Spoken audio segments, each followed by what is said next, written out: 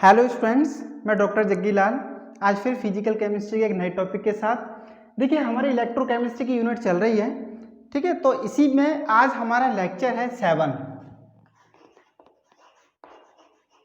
Lecture 7 है electrochemistry का।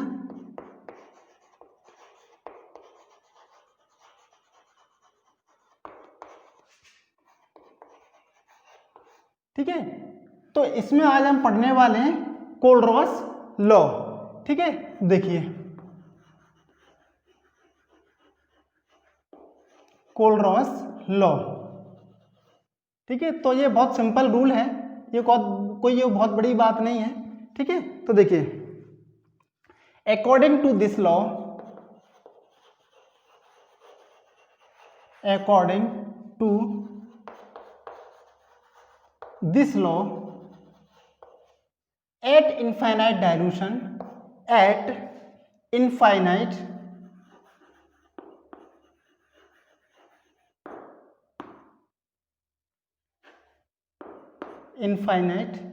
dilution, molar conductivity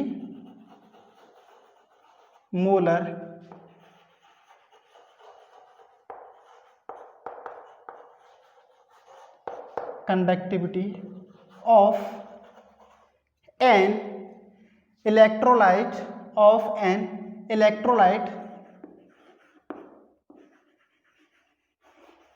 ठीक है। तो इलेक्ट्रोलाइट वो स्ट्रांग भी हो सकता है और वीक भी हो सकता है, दोनों ही इलेक्ट्रोलाइट पे ये काम करता है। ठीक है, conductivity of an electrolyte is equal to the some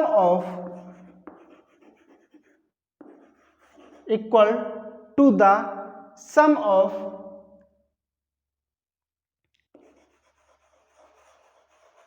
molar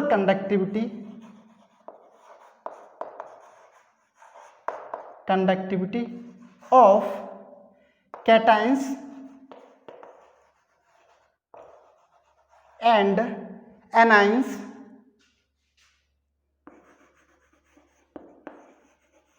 present in the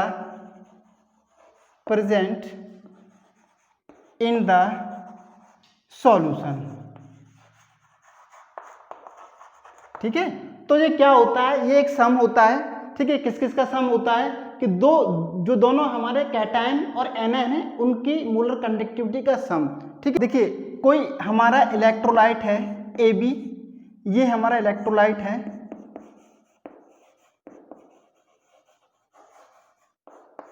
ठीक है, इलेक्ट्रोलाइट को हमने पानी में डिसॉल्व कराया, तो ये क्या देगा, A positive plus B negative. ये क्या है, कैटायन, और ये क्या है हमारा एनायन।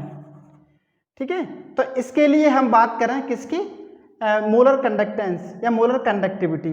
ठीक है, तो लैम्डा m इनफाइनाइट किसके लिए, AB इलेक्ट्रोलाइट के लिए, ये हमारा क्या होगा, ये होगा lambda m infinite A positive plus lambda m infinite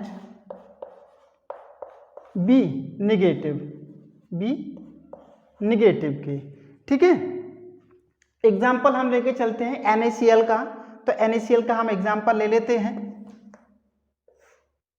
lambda infinite m NaCl, ये होगा lambda m infinite Na positive plus lambda m Cl negative. ठीक है, इस तरह से। ठीक है, तो दोनों का जो सम है वो हमारा क्या कहलाता है, टोटल कंडक्टिविटी या total molar conductivity of an electrolyte. ठीक है, तो देखिए यहाँ पे मैं एक चीज और आपको बता दूं कि किसी बुक में आपको ये जो लैम्डा इनफाइनाइट है, लैम्डा m इनफाइनाइट है, वो कहीं इसकी हम बात कर रहे हैं। चलो कोई बात नहीं, दोनों एक ही बात है, ठीक है। तो देखिए ये जो है हमको क्या किस तरह से लिखा मिलेगा, इस तरह से 0 हमको लिखा हुआ मिलेगा, ठीक है। तो कोई फर्क नहीं पड़ता है, एक ही बात है दोनों,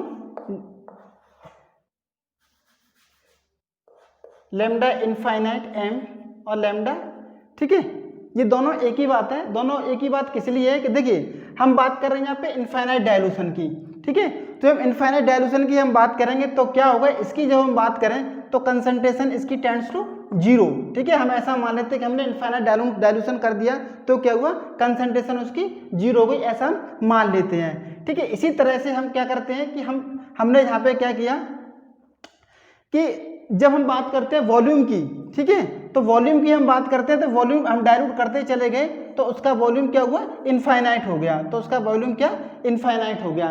तो इसलिए ये जो है आपको कहीं कहीं इस तरह से भी लिखा हुआ मिल सकता है, ठीक है, कोई फर्क नहीं पड़ता, दोनों एक ही बात है, ठीक है। दूसरा यहाँ पे जो है ये मैंने उल्टा v m इनफाइनाइट लिखा हुआ है और यहाँ पे मैंने क्या हुआ है, लिखा हुआ है ये लैम्डा लिखा हुआ है, ठीक है। दोनों ही लैम्डा है, लेकिन दोनों में इनमें फर्क क्या है कि ये वाला जो होता है उल्टा v वाला, ये होता है टोटल इलेक्ट्रोलाइट के लिए, जब हम इलेक्ट्रोलाइट कोई हमारा है पूरा सॉल्ट है उसके लिए होता है, और ये जो है लैम्डा किसके लिए होता है, जब दो हम अलग अलग इंडिविजुअल उसके आयंस की बात करते हैं, कैटायन और एनायंस की बात करते हैं, ठीक है। तो अब थोड़ा सा और इसको डिटेल में पढ़ते हैं, ठीक है। तो इसको थोड़ा सा और कंटिन्यू करते हैं, इसको आगे देखते हैं, ठीक है। देखिए इफ वी हैव न्यू, ठीक है, ये हमारा क्या है, new positive and new negative, ठीक है। ये क्या है हमारा, ये कैटायन है और ये हमारा क्या एनायन है। देन ठीक है, तो इसके लिए एग्जांपल की हम बात करें, एक हम एग्जांपल लेंगे Al2SO4 का होल थ्राइस, ठीक है, इस एग्जांपल की हम बात करें, ठीक है। देखिए यहाँ पे मैं क्या लिखने वाला हूँ, इक्विवेलेंट कंडक्टेंस मैं लिखने वाला हूँ यहाँ पे मैं क्या लिखने वाला हूँ, equivalent conductance eight infinite dilution, ठीक है। लैम्डा ई मैंने लिखा हुआ है, ठीक है, तो कोई बात नहीं, लैम्डा ई लिख सकते हैं और लैम्डा भी अकेला लिख सकते हैं, ठीक है। इससे पहले मैंने यहाँ पे क्या लिखा है आपको, लैम्डा ई खाली लिखवाया इक्विवेलेंट कंडक्टेंस के लिए, तो कोई फर्क नहीं पड़ता, ठीक है, जैसा आप चाहे वैसा लिख सकते हैं। तो देखिए अगर हमारे पास V पॉजिटिव कैटायन है, सॉरी V नहीं न्यू है ये दरअसल में, ठीक है, ये नंबर ऑफ कैटायंस हैं और ये भी हमारा नंबर ऑफ एनायंस हैं, ठीक है। तो इस केस में क्या होगा, लैम्डा इनफाइनाइट m Al2SO4 का होल थ्राइस, ठीक है, ये ब्रेक होगा, ठीक है, ये टूटेगा, तो हमारा क्या बनेगा, lambda m infinite Al3 positive, ये 2 हैं तो यहाँ पे 2 आ जाएगा, ठीक है, 2 इंटू, ठीक है, ये हो जाएगा प्लस ये हमारा क्या है SO4-2, ये हमारा क्या है SO4-2 lambda infinite m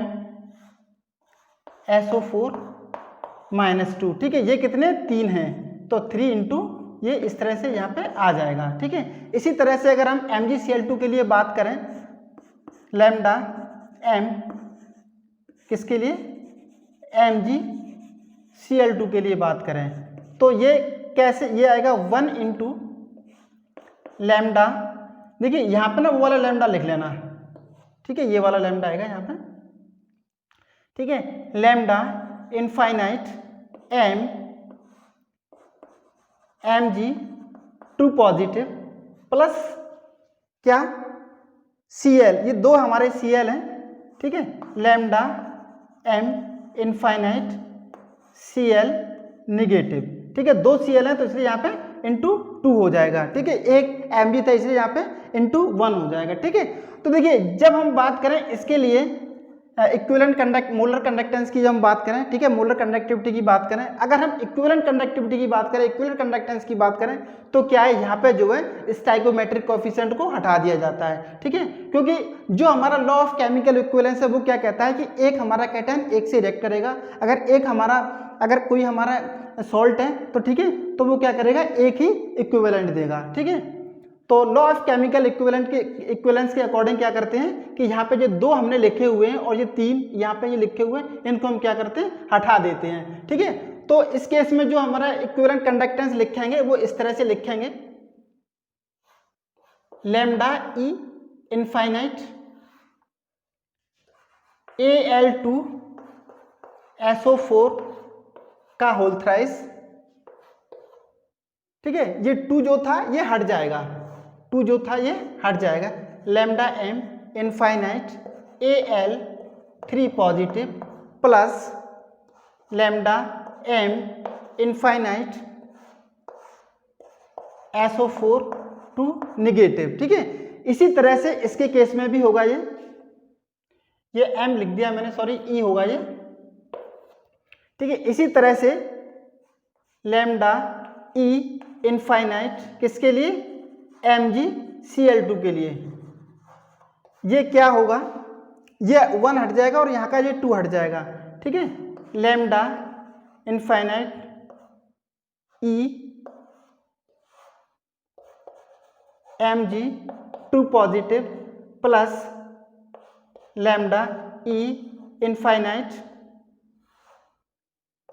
Cl negative. ठीक है, तो इक्विवेलेंट कंडक्टेंस जो है इस तरह से लिखा जाएगा। देखिए यहाँ पे और मेरे दिमाग में एक चीज आई है, जैसा कि हमने पढ़ा है ओस्वाल्ड डाइल्यूशन लॉ।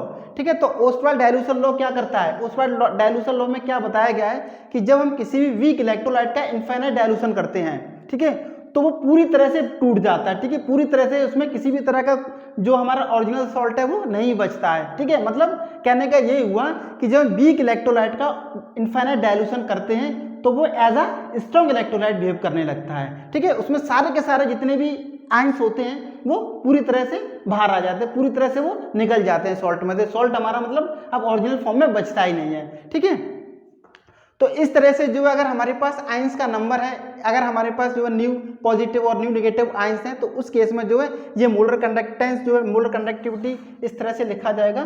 ठीक है, और इक्विवेलेंट कंडक्टिविटी या इक्विवेलेंट कंडक्टेंस टोटल इस तरह से लिखा जाएगा। इसके अकॉर्डिंग कोलरॉस लॉ के अकॉर्डिंग, किसके केस में, स्ट्रॉन्ग इलेक्ट्रोलाइट और वीक इलेक्ट्रोलाइट के केस में। ठीक है, तो देखिए एक चीज मैं और यहाँ पे आपको बताना चाहूंगा, एनसीईआरटी की जो बुक है उसमें लिखा हुआ है इंडिपेंडेंट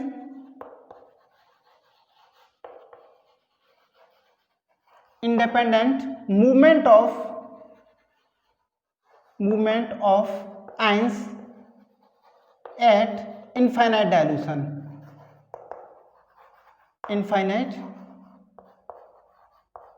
डाइल्यूशन। ठीक है, ये किसके लिए लिखा हुआ है, कोलरॉस लॉ के लिए लिखा हुआ है, independent movement of ions eight infinite dilution. ठीक है, तो ये था हमारा कोलरॉस लॉ। नेक्स्ट जो लेक्चर होगा उसमें हम इसके एप्लीकेशंस पढ़ेंगे और इसके कुछ रिलेटेड न्यूमेरिकल्स करने वाले हैं। ठीक है, तो आज के लिए इतना ही।